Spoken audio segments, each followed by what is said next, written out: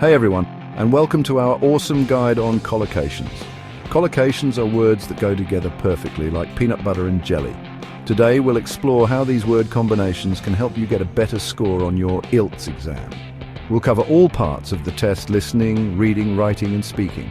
Get ready to improve your vocabulary and impress those examiners. Grab your notebooks and let's get started. So what exactly are collocations? They are combinations of words that are commonly used together. For example, we say make a decision rather than do a decision. These combinations sound natural to native speakers and can make your English sound more fluent and sophisticated. Understanding collocations is crucial for mastering the IELTS exam. They can help you in every section of the test. In the listening section, recognizing common collocations can help you understand spoken English more easily.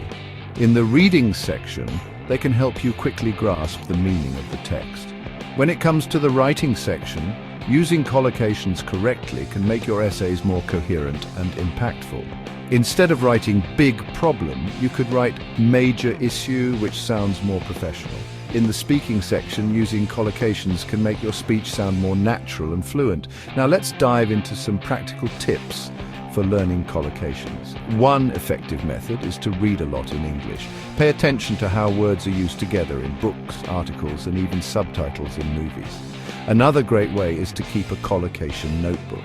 Write down new collocations you come across and review them regularly. Flashcards can also be a helpful tool. You can create flashcards with a word on one side and its common collocations on the other. There are also many apps available that can help you practice collocations on the go. Don't forget to practice speaking with others. Join a study group or find a language exchange partner. The more you use collocations in conversation, the more natural they will become to you. By incorporating these strategies into your study routine, you'll be well on your way to mastering collocations and boosting your IELTS score. So let's get started on this exciting journey to improve your English skills and achieve your goals. Okay, let's break it down. What exactly are collocations? Collocations are combinations of words that frequently appear together. They are like the best friends of the language world, always showing up side by side. When you use collocations correctly, your speech and writing sound more natural and fluent. But why is that? Well, it's because native speakers of a language have a natural instinct for these word pairings. They don't have to think twice about saying make a decision instead of do a decision. It's just second nature to them. They're words that like to hang out together. Just like how you have friends you always see together, words have their own friends too. These word friends make your language sound more authentic and less robotic. Imagine if you had to think about every single word you said. It would be exhausting. Collocations help us avoid that by giving us ready-made phrases that roll off the tongue. They're like best friends who are always side by side, like Batman and Robin. Just as you wouldn't expect to see Batman without Robin, you wouldn't expect to hear make without a decision in certain contexts. These pairs are so common that they become almost invisible to native speakers, but they stand out to learners of the language. These word pairs sound natural together. When you use them, you sound more like a native speaker. This is because collocations are a big part of what makes a language unique. They give it flavor and character. Think of them as the spices in a recipe. Without them, the dish would be bland and uninteresting. For example, we say, make a decision, not do a decision. This is a classic example of a verb-noun collocation. The verb make and the noun decision are frequently used together, and using them correctly shows that you have a good grasp of the language.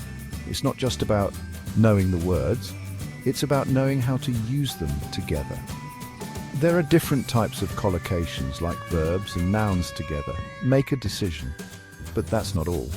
Collocations can also be made up of other combinations, such as adjectives and nouns, adverbs and adjectives, and even nouns and other nouns. Each type of collocation adds a different layer of meaning and nuance to your language. Adverbs with adjectives, deeply concerned, are another common type. Here, the adverb deeply intensifies the adjective concerned, giving it more emotional weight. This combination is much more expressive than just saying very concerned. It paints a clearer picture of the depth of the concern. Or nouns with other nouns, traffic jam. This type of collocation is often used to describe specific situations or things. For example, Traffic jam is a common way to describe a situation where cars are stuck and unable to move. It's much more specific than just saying a lot of cars. Using the right collocations shows you have a good understanding of English. It demonstrates that you know more than just individual words. You know how to put them together in a way that sounds natural and fluent. This is a key skill for anyone learning a new language. So the next time you're practicing your English, pay attention to these word friends. They'll help you sound more like a native speaker and make your language skills shine.